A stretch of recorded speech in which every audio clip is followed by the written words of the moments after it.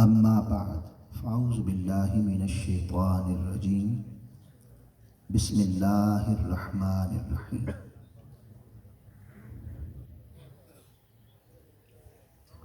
ورفعنا لك ذکرک صدق اللہ مولانا العظیم۔ انتہائی واجب الاحترام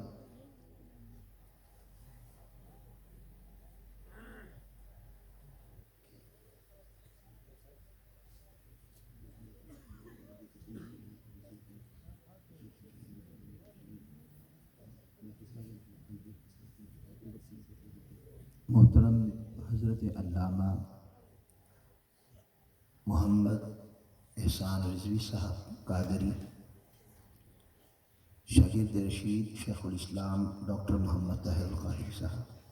مدّ اللہ العالی، جن کی وساطت سے اس عظیم الشان محفل میں حاضری کا موقع ملا، اور منظور نظر حضور شیخ الاسلام حسان منہاج محترم محمد افضل مشاہی صاحب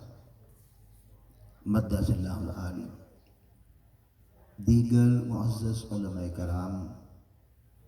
سادات اعظام، مہمانان گرامی قدر، اور آج کی اس عظیم الشان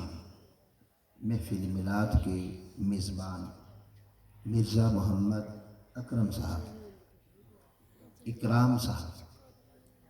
اور مرزا ذوالکیف صاحب، اور انجمن میلاد کمیٹی اور بزم حیدریہ اور چشتیہ اور دیگر تمام اہلیان بھگوال، اور رات کے ان لمحوں تک حضور علیہ السلام کے سرور اور کیف اور محبت بھرے جذبات میں حضور کے ساتھ اپنی نسبت کا اظہار کرنے والے تمام عشاقان کرام اور حاضرین کرام، اب سب سے پہلی بات تو یہ ہے کہ جیسے قبلہ نشاہی صاحب نے ایک ماحول بنایا حضور علیہ السلام کی محبت کا، اور چشتی اپنا رضوی صاحب نے سیدہ حلیمہ سعدیہ کا تذکرہ کیا، اب یہ ماحول کچھ اس طرح سے ہے کہ میں ایک قصہ سنایا کرتا ہوں سیدہ حلیمہ سعدیہ کا، میرے دل نے چاہا بس وہی بات کرتا ہوں۔ ابھی رات بھی میں نے کی ہے، حضور کی بات جتنی زیادہ ہو اتنی بہتر ہوتی ہے۔ مقصود آقا علیہ السلام کی محبت کو جلا دینا، جیسے نشائی سرور اسلام میں فکر بیان کر رہے تھے، تو میں بھی چاہتا ہوں اسی محبت کو تھوڑی ہوا دے دیں۔ سیدہ حلیمہ سعدیہ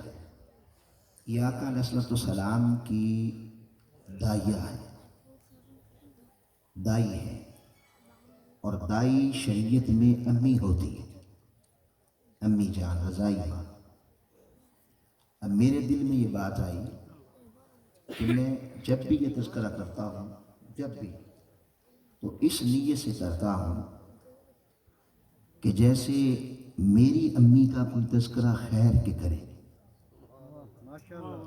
آپ کی امی کا کرے، تو آپ خوش ہوں گے؟ خوش ہوں گے نا؟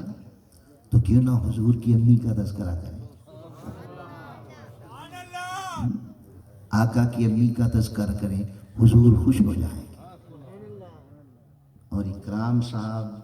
اور ذوالکیف صاحب اور میلاد کمیٹی، انجمن میلاد کمیٹی، حضور کی امی کا تذکرہ ہوگا، ان کی وساطت سے حضور خوش ہو جائیں گے انشاءاللہ۔ تو آج کی گفتگو میں آقا علیہ السلام کی بولیے امی جان کا تذکرہ خیر ہوگا انشاءاللہ۔ اور مجھے علم ہے، چلیں میں کہنے لگا تھا، اب آپ جس محبت اور کیف سے بیٹھے ہیں، یاد رکھ لیں قیامت والے دن 70 سالہ زندگی 50 سالہ زندگی کی جب کتاب کھلے گی تو ایک بات یاد رکھ لیں، زندگی وہی ہوگی جو حضور کی یاد میں گزری ہوگی، بقیہ زندگی نہیں۔ تو آپ جتنی دیر بیٹھیں، میں بہت لمبا نہیں کروں گا، مگر یہ ہے کہ بہت چھوٹا بھی نہیں کروں گا، پورا سا کروں گا کہ آپ کے دلوں کو ذوق مل جائے۔ سیدہ حلیمہ سعدیہ رضی اللہ تعالیٰ عنہ، یہ آقا علیہ السلام کی دائی ہیں، اور انہیں یہ شرف حاصل ہے کہ آپ اندازہ کریں کہ جس محبوب کے لیے اللہ تعالیٰ نے ساری کائنات بنائی، اس محبوب کی ظاہری حیات طیبہ کے پہلے 5 سال یا پہلے 4 سال سیدہ حلیمہ سعدیہ کو نوکری کی اور خدمت کے عطا فرما دی۔ وہ حضور کو لوریاں سنایا کرتی تھی، سجایا کرتی تھی، سنوارا کرتی تھی، کھلایا کرتی تھی۔ اب پہلے ان کے احوال ان کی زبانی سنیں۔ واقعہ یہ ہے کہ جب آقا علیہ السلام کی ولادت ہوئی، یہ سال تاریخ انسانی کا بدترین قحط سالی کا سال تھا۔ آسمان نے پانی برسنا چھوڑ دیا، درخت خشک ہو گئے، کھیت اجڑ گئے، اور یہاں تک مورخین لکھتے ہیں کہ جانور تو جانور، انسان بھی بھوکے مرنے لگے۔ اس قحط نے پورے عرب قبیلے کو اپنی لپیٹ میں لے لیا، اور مورخین کہتے ہیں کہ سب سے زیادہ قحط کی وجہ سے جس قبیلے میں بھوک آئی اور جس قبیلے میں غربت آئی، وہ عرب قبائل میں وہ قبیلہ بنو سعد کا تھا،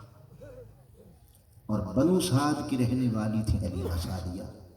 اسی لیے انہیں سعدیہ کہتے ہیں۔ پھر بنو سعد کے قبیلے میں سب سے زیادہ جس خاندان کو قحط نے متاثر کیا، وہ خاندان بھی حلیمہ سعدیہ کا تھا۔ فرماتی ہیں